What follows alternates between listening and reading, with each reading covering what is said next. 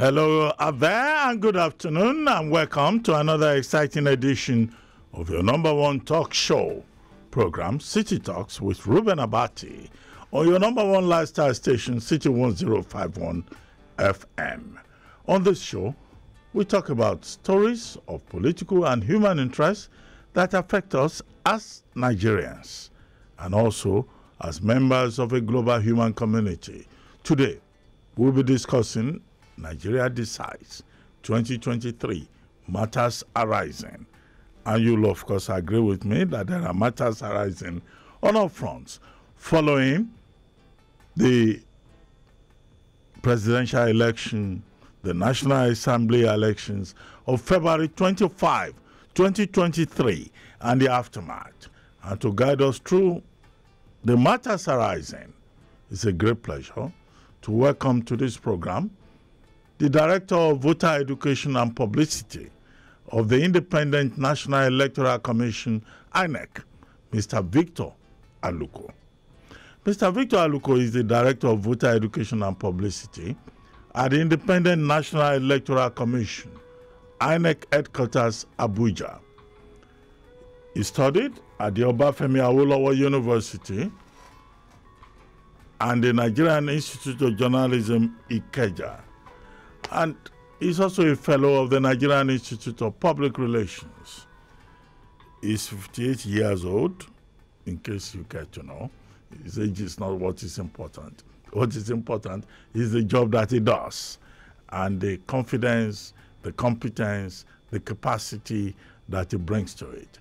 He oversees the Voter Education and Publicity Department of INEC headquarters, as I told you. He also coordinates the enlightenment activities by the Commission's offices in all the 36 states of the Federation and the Federal Capital Territory. If you want to be part of this conversation, you can call us on 0700-1051-1051. You can also leave a comment on our WhatsApp number 09099164403 and on our social media accounts at City1051, at City1051 on Zoom and also on Instagram. Hello, good afternoon and welcome, Mr. Victor ALUKO. Thank you very much for joining us on City Talks with Reuben ABATI today, March 11th, Saturday. We're in Lagos, you are in Abuja. But let me ask you very quickly, what are those major takeaways for INEC from the February 25 general elections, presidential, Senate, and House of Representatives election, and also the aftermath in terms of the protest by the political parties, at least 3 of them, that lost out, who have since gone to court and are challenging the outcome of that process and raising several questions. Good afternoon and thanks for having me. And good afternoon to all Nigerians out there listening to us. On behalf of the Commission, I think I'd like to start by saying thank you to all Nigerians who took out a march to vote on February 25. Thank you to all the contestants. Thank you to the observers, the big media to cover the events. Observers. Thank you to all those who work with us as ad hoc officials, the young youth corpers, the lecturers who are collation officers. I think as a commission, we must continuously express our gratitude. And as a commission, we must also show some form of contrition of some of the problems we have. But then it's important for us as a country to acknowledge the fact that the period of general election, where we needed to conduct 5 different elections, presidential election, senatorial election, House of elections, House of Representatives, and also the forthcoming governorship and state assembly elections. 5 series of elections, we have been able to get to what I call the half line. We've conducted the presidential election, we've conducted the senatorial, and the House of Reps. I think you can see as a country we've done that. But then we also know that we cannot isolate ourselves from the general society, the issues of perception of what must have happened, rising from the fact that in the presidential election, we had glitches, we had technical glitches when it can't on the RFF, the Form C81, which is the National Assembly's form.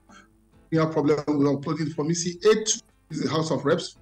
We had problems with uploading the Form EC88. These are technical issues. This is the first time we were deploying the IREF on a national scale. And of course, as people who are familiar with the engineering world, I'm not an ICT, deploying on that scale, and with us deploying to 1,000 polling units. The glitches we had were for a few hours. Those glitches lasted for like 4 hours. That is from the evening of that day to around 8. And our engineers struggled and were able to restore. They were able to restore that portal, and we were able to bring it back. And as at today, if you go to that IREF portal, you find out that not less than 96% of the results. So we have that on our portal for everyone to see. So as a country, I think we need to look at the whole thing objectively, holistically, and acknowledge that whatever the case is, we have been able to hold the presidential election, we have been able to hold the National Assembly elections, and we need to move forward to hold the remaining elections. And we believe, yes, in an election where you had very strong candidates with with many supporters across the country, very responsible, very strong, very powerful candidates, who, of course, anyone believed that any of them could have won. And of course, there are people, millions of people who would have been disappointed that their candidate supported not win. But then, we need as a country to allow life to go on. Mr. ALUKO, your internet connection appears to be failing a little bit. I don't know if you want to change your location to get the best connection, but I heard what you have said. But my next, subject will be that today will have been another election day. The original date that was fixed for gubernatorial and state houses of assembly elections was March 11, which will be today. But that has been postponed. Okay, I know the reasons for the postponement, but for the benefit of our listeners and viewers, if you could take us through that process, and INEC saying it needs more days to prepare. Will INEC be ready even by March 18? What are the challenges that you face? Thank you. Yes, it was a difficult decision for us because we know that once you postpone a major event like this, there are other private events and public events all over the country that it will affect. In fact, you found out that the Provincial Commission had to come out and say that it may even affect their own plans. So INEC didn't do it deliberately. When we fixed the dates of the election, we fixed February 25 and we allowed for 2 weeks, believing that within 2 weeks we could do reverse logistics, and then we could do forward logistics again to be able to deploy for the governorship. But then those events those situations that happened after the presidential election and the reactions of the other political parties who had issues with the election, and of course those issues they had legitimate reasons to say they want to press the election. They have the right to do so under our laws in our country, they had the right to want to contest the elections, part of the law, part of democracy. So, of course, you all remembered how a light judge, the justice of the Presidential Election Petition Tribunal, how they gave an ex parte order allowing those political parties, those candidates, to have access to the material used for the presidential election, to inspect them, including the forensic inspection of over 176,000 biometric voter accreditation machines used for the election. And these are the same BVAS machines we intended to deploy for the governorship and state house assembly elections. And of course, we had to approach the tribunal to reconsider the order, given that the BVAS systems that were to be deployed for the governorship and state elections were the same that the parties that wanted to inspect them. They were the same BVAS machines needed to be inspected. We didn't have orders. They are not disposable machines. So we didn't have orders that will bring. It said they are the same machines. So we have to approach the court and let the court know the implication of these. And of course, the court agreed and gave us the go-ahead to configure these machines. And as we had explained and made known to everyone. But then, by the time the court gave that ruling, gave us permission to reconfigure, it was just 3 days to the election. That was Wednesday, 3 days ago. And we needed more than 2 days, the remaining 2 days, that is Thursday and Friday. We needed more than 2 days to reconfigure these BVAS machines. And because of that, we had to take the painful decision to now postpone, or rather to reschedule, the governorship and state assembly elections to March 18th. It was not an easy decision, but we had to do it. So that easy for us to reconfigure these BVAS machines, deploy them appropriately, so that we will not have any issues on March 18th. On the conduct of the elections.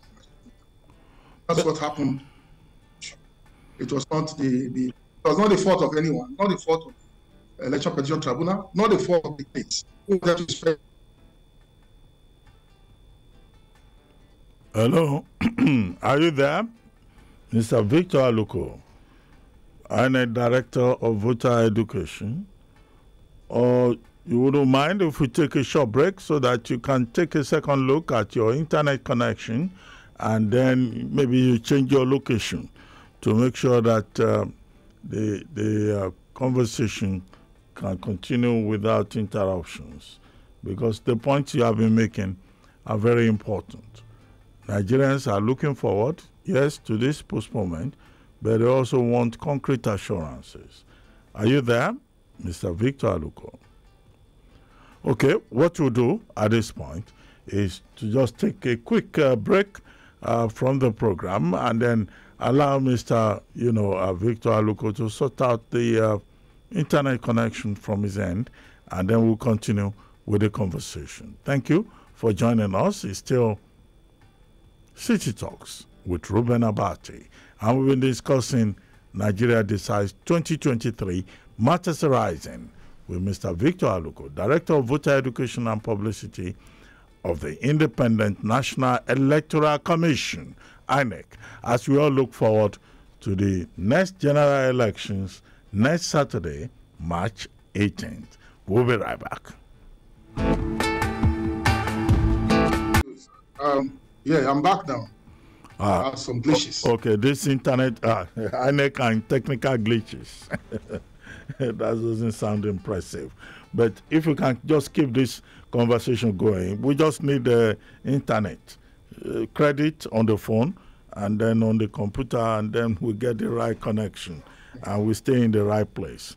So I'm sorry, it's not enough for INEC spokesperson to say technical glitches. What is the guarantee that there will be no technical glitches on March 18, which is a major issue in this election? Well, the technical glitches we experienced on February 25th that made it delayed our transmission of the results to our RF portal. I don't think we'll have such glitches next time because our ICT people have experienced that now, and they have that experience. When we use the IREF in Anambra, in Ekiti, in Osho, we didn't have glitches. And now using a large scale, we sort of had up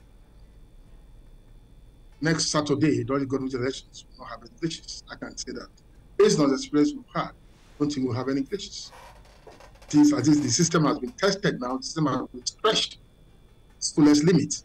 And with such experience, I don't think we'll have any glitches. Our technical people have gone through the fire. How it is. Of course, the outcry from the public, who we assured people a lot, and they themselves have seen it now, and they are not sleeping at all to ensure that it doesn't happen again. Okay, there have been a series of litigations with regard to this Nigeria Decides 2023. The aggrieved persons out of the presidential election going to court, asking for leave of court to inspect materials, which was what led to the postponement by 1 week. And also, we have had the court saying, in at least one specific case, Koforola, Olusegun, and Allwell are challenging the failure of INEC on February 25 to recognize temporary voters' cards and asserting their right to be allowed to be recognized, to be allowed to vote on the basis of TVCs, not PVCs. INEC has said they will appeal the ruling. But I imagine, no, I'm not imagining. I recall that before the election, INEC was saying even if BVAS fails, INEC will use fingerprinting, will use facial recognition. So what happened? Why did everything fail? BVAS failed, fingerprinting failed, facial recognition failed. So what exactly went wrong? Because March 18, there will be people watching and waiting for BVAS to fail again and for there not to be backups. Actually, the BVAS did not fail February 25th. BVAS did not fail at all. The BVAS machines are actually designed and manufactured to do two jobs. Accredit voters to be able to vote during an election, and then at the end of the election in that particular polling unit, scan the formiciate and then upload a scanned copy, like the photograph of the formiciate, to the RF portal. The BVAS machines performed their jobs excellently that day. BVAS machines were able to credit persons. That's why you found out that no one that went to our polling units to vote without being qualified to vote at that particular polling unit, they were able to do so.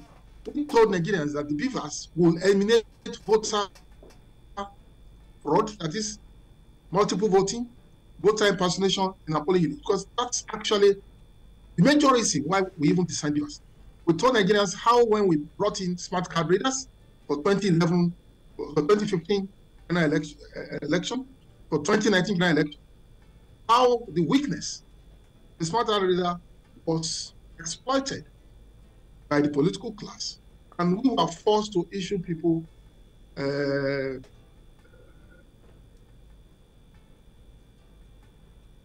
they'll be able to vote. That is officially bypassing the smart card readers. That was what forced INEC to go back and look at what should we do to make sure that we can help everyone to use the technological device for accreditation. And we came up with the idea of checking the fingerprint, which smart card readers were able to designed to do only. And also for beavers, checking the fingerprint, and also being able to check another thing. And we decided which other thing. We decided to photograph of the person, that is the facials. And so on the 25th of February, during the presidential and national assembly elections, the beavers did its work. The other work beavers were supposed to do was to upload the results. Of course, the young men that were trying to upload, they uploaded the House of Reps results, they uploaded the senatorial results. Then in an attempt to upload, many of them, in an attempt to now upload the presidential results, they started finding, having difficulties. The beavers machines were not responding with the normal result uploaded. We're not responding, and that's exactly what happened. And we found out that the glitches for about a period of 4 hours sort of prevented beavers machines across the country, many machines across the country, from uploading to that portal. And of course, as I said, it was not an easy day for us. The engineers had to do what they needed to do. And after about 4 hours, they were able to bring it back, able to bring it on board. But within that period, of course, the various political parties noticed it. Okay. Hello, if you can hear me, Mr. Victor ALUKO. Went to the highest levels, that DB. And of course, that is a... Hello, Mr. ALUKO, can you hear me? Hello, Mr. ALUKO, if you can hear me, I would like you to comment specifically on the ruling of the Court of Justice Obiora Iguatu, granting to two persons the right to vote with temporary voters' cards, although the same court did not grant a third relief, saying that the suit was not brought in a representative capacity, and it ruled jus in personam as opposed to jus in rem. What is INEC says it will go on appeal. Can you shed more light on the position of INEC? Thank you. To distinguish Nigerians, I call them distinguished Nigerians because all persons on voting age are voters, important to us. Mr. Koforola Olusegun and Wilson Alwell approached the court, approached the Federal High Court, Abuja Judicial Division, holding at Abuja, before Honorable Justice Obiora Iguatu, and asked for the court's decision, able to vote with their temporary voters' cards. And of course, well, after the various arguments, there are fireworks. The simple thing is that they won the case. The learned judge held that they fulfilled all necessary legal requirements to register and are entitled to vote using their temporary voters' cards. And he also compelled INEC to allow them to vote with their temporary voters' cards. INEC, of course, we have taken to that pronouncement. And we are a law-abiding institution. The commission has decided to appeal the judgment. That's exactly what happened. We understand the basis for which the judge, the learned judge, made the pronouncement. But we have decided to appeal the judgment. And of course, the learned judge also, in a very smart way, made it clear, as you said. For me, I don't know I'm not a lawyer, I don't know the legal names, but he specifically claimed that the case was not brought in a representative capacity. So it doesn't extend to other persons in the country who maybe they have PVCs and don't have the PVCs. It doesn't extend to them. I think it's specific to the two, that is Mr. Koforola Olusegun and Mr. Wilson Alwell. That is exactly what happened. We have taken note of that judgment. Decided to appeal that judgment, and at the end of the day, we'll have a final decision. I think the commission will be ready to pronounce, to pursue the case, even up to Supreme Court, because we know that for our regulations, it's clear that you come to the polling unit with your permanent voters card. everybody that registered, we gave them temporary voters cards, and we processed their applications. And at the end of the day, we printed permanent voters cards for those that were successful. And we urged everyone to come forward and collect their PVCs. And many Nigerians collected PVCs. That's why we have 87.2 million Nigerians who collected PVCs from INEC. And it's just a simple provision we made that will come to the only use of PVC. PVC contains all the details we need to be able to verify you, be able to show that yes, you are in the correct. It's your photograph is on your PVC. Your photograph is not on your temporary voter's card. Your photograph is on your PVC. And the first thing you do when you post, send yourself a polling unit is that the INEC official there will look at your card. If you look at your card and yes, look at the photograph there and it's yours, then he begins to relate with you. If you do not have what you can use to identify you at that particular moment, you are not even allowed into the polling unit. And so the issue raises a lot of legal things for us to resolve. That's why the commission decided to appeal. This will have a finality in terms of. Okay, Mr. ALUKO. Some of the other issues arising from the February 25, 2023 election would seem to include vote buying, voter suppression, voter intimidation, violence at the polls, reports of underage voting. What is INEC doing to prepare against these maladies that we all witnessed on February 25? And is INEC certain that the 1 week extension that it is asking for is adequate? Can we hope that INEC will not come again and say, oh, 1 week is not enough. We have not been able to accommodate the order of court. Let us shift this election for another 1 week. I don't think INEC will ever come again to come and ask for another extension, not because of the issue of you need to reconfigure the beavers, start using them for the presidential and national assembly elections. If not because of that issue, we will not even ask for any postponement, not postpone the governorship and state assembly elections at all. And the postponement will just allow us to reconfigure the beavers and deploy them to the conduct of the next round of elections. So we will not come back to ask, to make any postponement. We understand the effect of such postponements on our people. We know that there are persons that have already planned certain important events for next Saturday, and many of these events will have to be gifted and be well. So we live in this society, a part and parcel of this. And of course, we also know the effect on the system types. We believe that our plan has been that by today, we'll wrap up the whole thing. Maybe by tomorrow, various states will declare the results of some, and we and people will start, getting ready for their holidays. But this is not to be. And so have 1 more week to still wait, and we hope Nigerians will just show of understanding. The issue of vote buying, well, I don't think any vote buying must support. With this atmosphere of naira redesign and shortage of cash, for me, I was in the INEC situation room in Abuja, and I was not on the field that day. I wouldn't say whether anybody brought any naira. I know that in this country today, new naira notes have been very scarce. I don't think anyone had new naira notes to check. And vote buying is not something INEC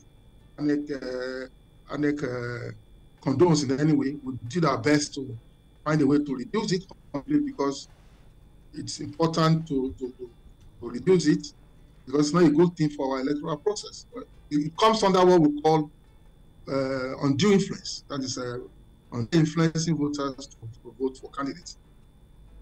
I don't really know if much vote buying took place, but I suspect the shortage of cash would have prevented vote buying to a large extent. The issue of voter suppression, yes, I read about it in the papers, and of course on the television too, people complaining that some people who are not allowed to vote. But I think that's something which whoever did that should not. Hello, are you there? Are you there? Encourage Nigerian police and security agencies to ensure that such things do not happen. Our police units are always set up on election days to enable people to vote. So if people want to come and vote and they are not allowed to vote, that is against the tenets of democracy. The Commission will never be happy with such a thing.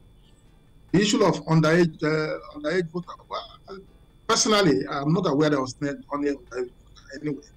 We train our officials, that's our certain officers and staff presiding officers, not to allow anyone that is not eligible to even come to our police units at all, talk less of voting. So I'm not aware there's any underage voting anywhere. But if any underage person decided to stray into any police unit next Saturday, the security agencies should please do the needful. They should not only arrest them, but also parade them. They parade other persons who do the wrong thing. The other issues you're talking about the other problems you had that time. Well, we all know there's no perfect election anywhere. Nigeria is a big country, from Kano to Calabar, from Maiduguri to Lagos. I mean, crisscrossing the whole country. We will not have been able to score 100%, but at least I can say the country as a whole will have been able to move forward, able to move on. And that's important for us to do, that at least issues can be resolved. Candidates who are in court, issues can be resolved legally, and the country can move forward. So that the people of the country can go ahead and do other things. Elections are not the only things citizens of the country will do. There are many other things to be done. We have the economy, we have other issues, the educational sector, we have all sorts of sectors that need a lot of improvements. We need good governance in Nigeria. So we don't have to bother about elections all the time. We can finish up with elections so that Nigerians can go to other things. Okay, thank you, Mr. Victor ALUKO. This is not supposed to be, a dialogue. There are other persons who have been listening to us on various platforms and who would also like to make their own contributions. So we'll take a short break, and as we take that break, we would like to encourage other persons to join us. And if you want to be part of this conversation, you can join us via telephone lines 07001051. You can also leave comments on our WhatsApp number 09099164403. And you can also join us via the social media accounts at City1051 on Zoom, Instagram, and Facebook. We'll take this quick break and we'll be right back. Stay with us.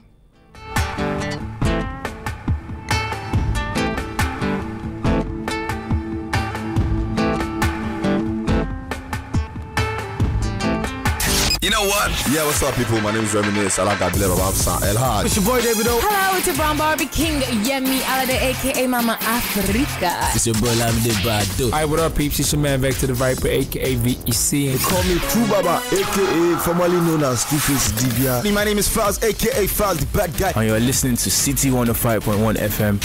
This is Lifestyle Station. So since you marry your wife now, you never like another woman? That question, very funny question. I have a girlfriend. Hey! This gender will always disgrace me. They are scum and then they are not ready. But the men over here have promised not to break your heart with bad music. Overthinking no fees. City 1051. We won't disgrace you.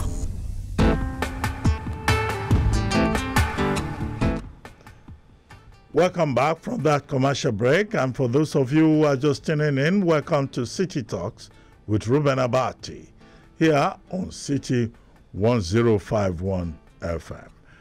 We have been discussing Nigeria Decides 2023, matters arising. And of course, we all know that there are matters arising, obviously. The most important matter arising being the litigations in court. And if you add to that, the postponement of the elections that were supposed to hold today. But we have with us, gracefully, the Director of Voter Education and Publicity of the Independent National Electoral Commission of Nigeria, INEC, Mr. Victor ALUKO, who has been responding to some of the posers that I have raised since this program began. If you want to be part of this conversation, you can call us on 0700-1051-1051, and also on WhatsApp 090-991-64403. And you can also join us at City 1051 on Zoom, Instagram, and Facebook. We will now take calls, so please dial in to engage, to be part of the conversation. And please, when you do so, tell us who you are and where you are calling from. We have the first caller on the line. Hello, Dr. Abati. Good afternoon, sir. Good afternoon. Thank you. Yeah, you have to sit up on the line, calling from the Beauty Matter. And I greet our guest, Mr. ALUKO. You see, number one, I'm not happy with the comments he made that we just have to move on, that Nigeria is a large country, and all over the world elections are not perfect. That negates the whole idea of spending over 300 billion naira in a country where over 1.3 million people live in multi-dimensional poverty. And if you look at the cost per head of that election, it's between $7.5 to $9, which is against what happens in the Western world. They have between $1 and $1.5. That is per electorate. I'm not happy with that comment. That's why. Now, my question is this. About 2-3 days after the release of the result, we heard that it was in the news, I'm sure you heard that as well, that a particular consultant, that is IT consultancy company, now came up with the report that about 200 attempts were made by hackers to intrude the cyberspace of INEC on that day. I want him to confirm that. That's one. And number two is this. This election is not an electronic election. We didn't vote electronically. The manual, the accreditation was done with the media whatever system, and that the casting of ballot is still manual, and the election was collated manually, meaning that in the presence of all the agents of the parties and the polling officers, you record whatever is the outcome of the result in that polling unit, and before you can upload electronically. So I'm worried what is going to bring about any activities of hackers into that system, because I think from the polling unit to the ward unit to the local government and to the state before the announcement is made in Abuja. So the hard copy is there. So I don't see any reason why they should not upload real time, except that INEC is telling us something else. Honestly, they have made everybody victims, including the winner. The winner may have won clean clear, but with all these shortcomings from INEC, avoidable shortcomings from INEC, they have rubbish everything and dented or blemished that particular mandate. I think INEC has really disappointed. Thank you. Okay, thank you very much. Mr. ALUKO, I want to assume that you heard that last caller. He has raised very important issues. Yes, if you could just respond to that quickly before we begin to take other responses. Yes, I did, and I actually appreciate his analysis of the fact that we had hard copies of results. We had manual systems, and it shows he understands the process to an extent. Yes, the important thing is, I was trying to explain that for the conduct of an election at the polling unit, what happens? An election is conducted at the polling unit. People come to the polling unit to vote. Results are sorted out. They are counted, and they are entered into Committee 8A. For each polling unit, like on February 25, for presidential election, you have Committee 8A that decided.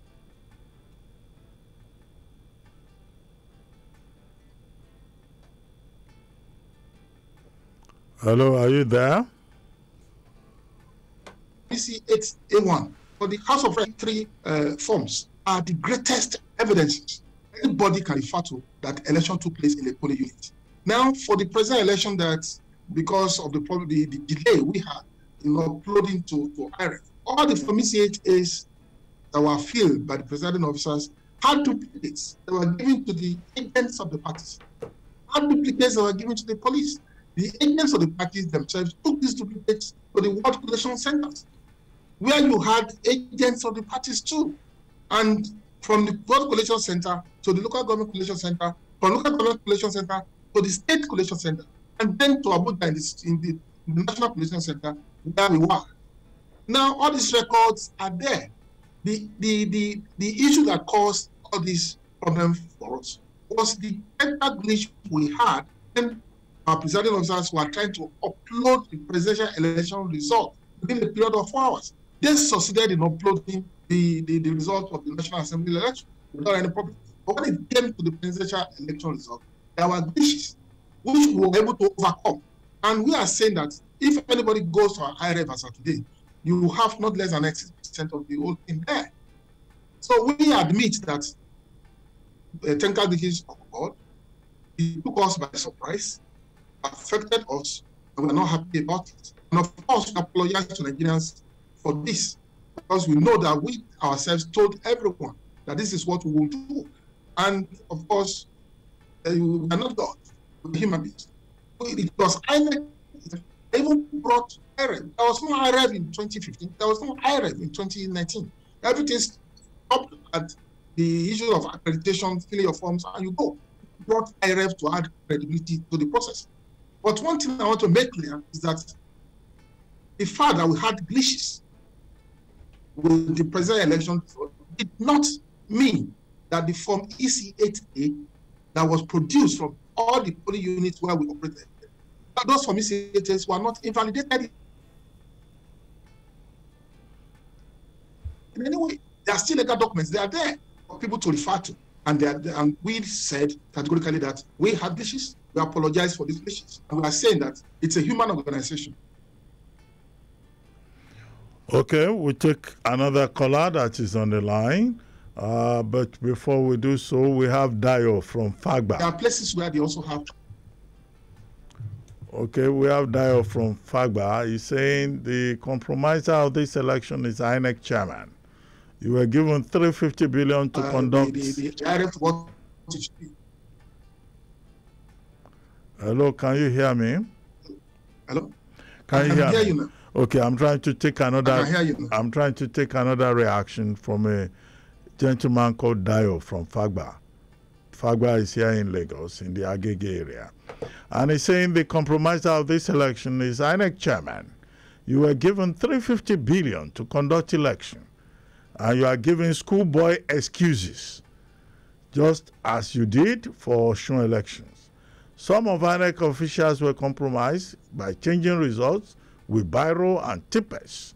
You couldn't post the results real-time. The Senate election result went through, but the presidential election result was attacked by unknown hackers.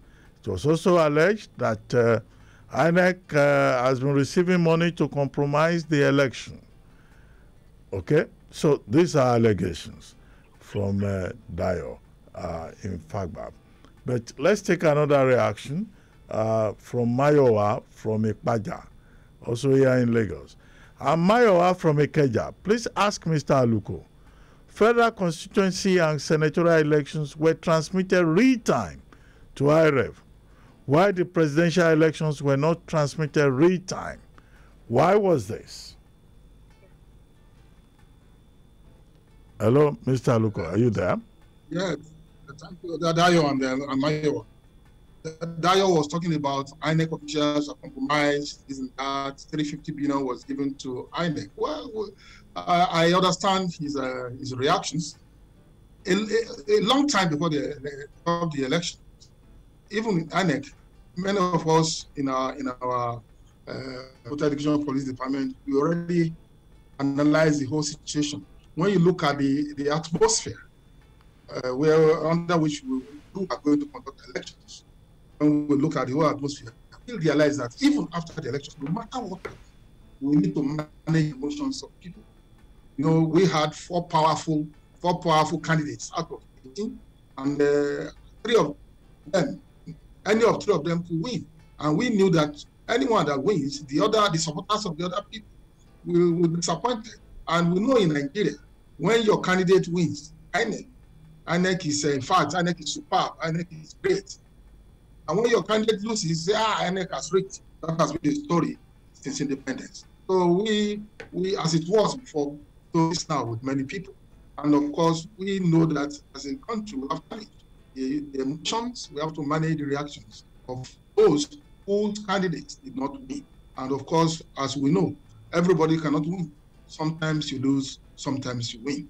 So I can tell him that that's Dio, that INEC officials were not compromised. What he's saying, just me allegations that are unproven. And if he sees any INEC official that was compromised, let him mention that, let him report that. We'll deal with that person squarely. We'll treat that person as an outcast. I will punish that person the way it should be.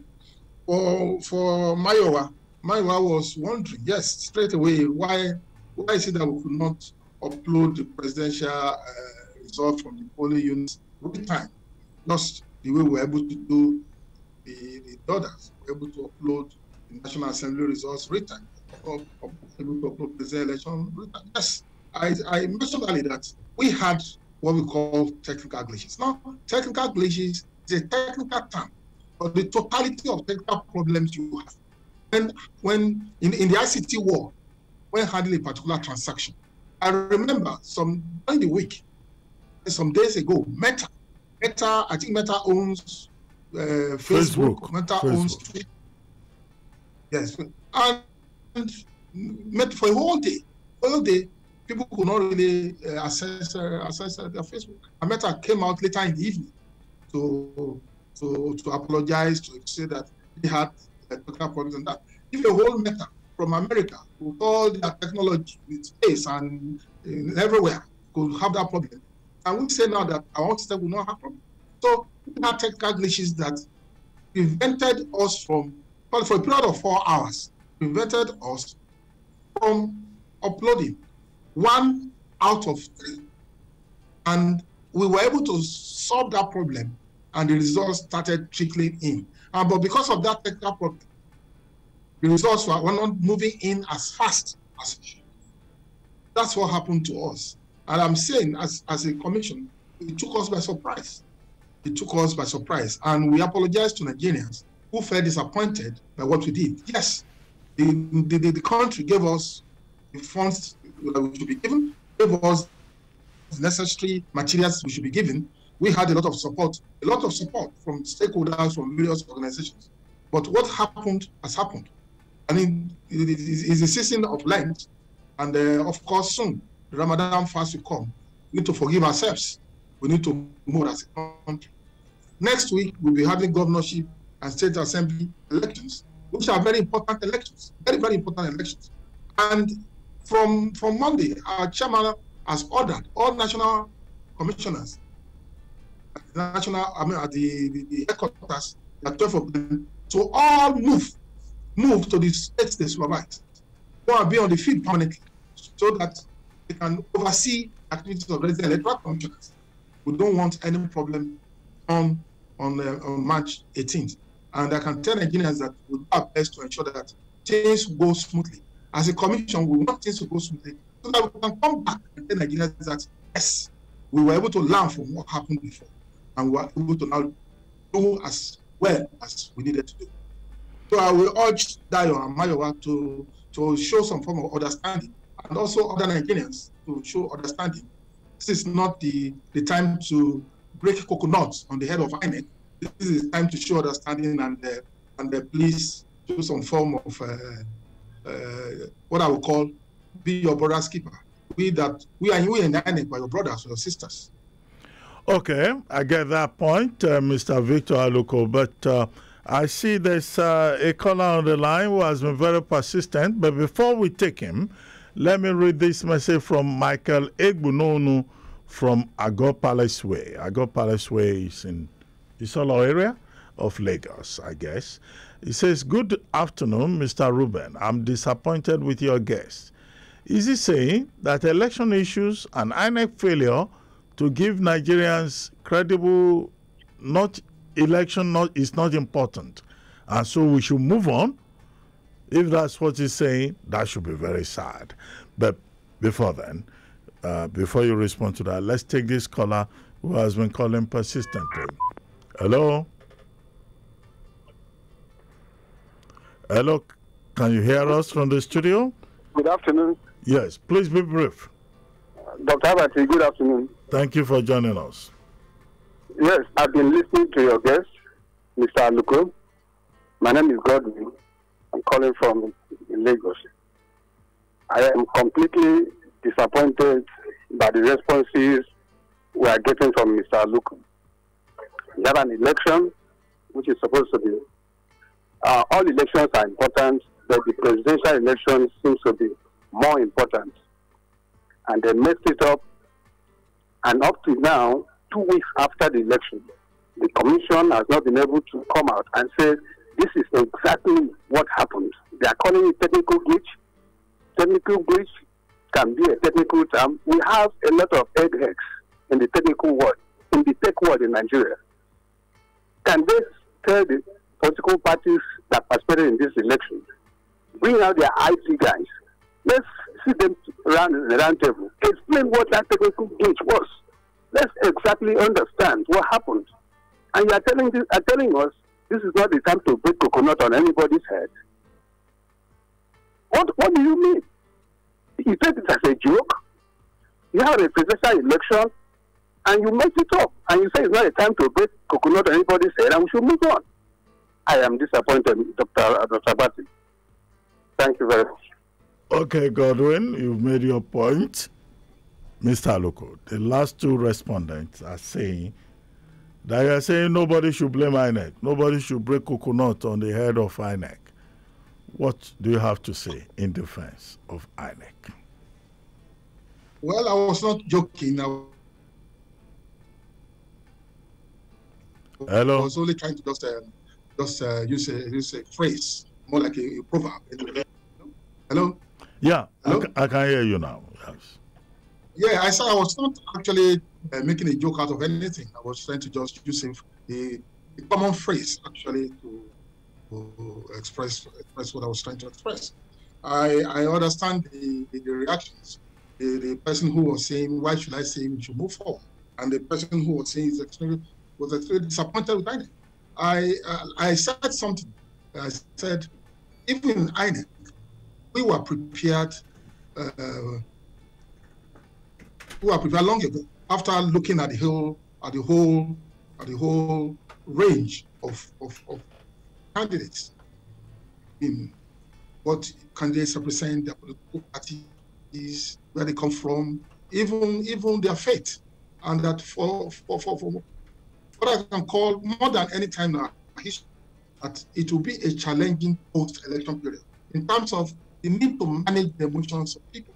It's not an easy thing, after people must have committed resources to running an election, to resources to take care of various aspects of their activities all over the country. And then somebody loses an election. It's not an easy thing. And it's very easy to look for something to hold on to be able to discredit the election and to be able to describe it as even the worst that's ever happened. So we understand all this. And sometimes when people are talking, one may be forced to first look at the person that is talking. Which part of the country is the person from? Which faith does the person profess? These are issues we don't like to talk about, but that's the truth. And sometimes, you see, there's no objectivity. And this is just how it is. We saw how, even in America, how some people talk about Trump, support Trump, and, many of us in the party we want, how will anybody support Trump and talk knowingly about Trump with all his sense? So this is just the way human society is. As INEC have said it, that we regret what happened during the uploading of presidential election results within a period of hours. But our engineers were able to bring it back to life. We were able to restore the IRF to life. And we learned a lot of lessons from this. And many Nigerians who had also expected us to be able to transmit real time, and they felt disappointed. So we are sorry, and that we learned a lesson from this. And on March 18th, we don't expect there any glitches at all.